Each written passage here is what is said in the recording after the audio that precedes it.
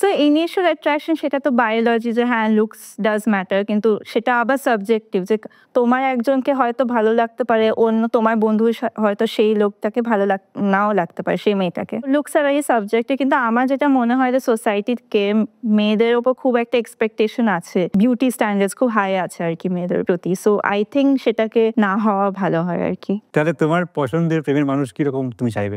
So ছোটবেলায় মনে হতো যে খুব ভালো দেখতে হবে, যেরকম আমরা ডিজনি প্রিন্সেস, ডিজনি মুভিজ মানে দেখে বড় হয়েছি, প্রিন্স চার্মিং এর মতন হতে হবে। কিন্তু এখন মনে হচ্ছে ভালো মানুষ হলেই হলো, যেন নিজের মধ্যে অ্যাম্বিশন থাকবে, অলরেডি সাকসেসফুল হবে তার কোনো মানে নেই, কিন্তু সাকসেসফুল হওয়ার ইচ্ছাটা থাকবে, সত্যি সে অ্যাকশন নেবে তার মানে ড্রিমসের প্রতি, আর তার নিজের হবিস থাকবে, নিজের ইন্টারেস্ট থাকবে, সেরকমই ব্যাস। খুব সিম্পল, কিন্তু খুব আজকাল খুব রেয়ার দেখছি এটা।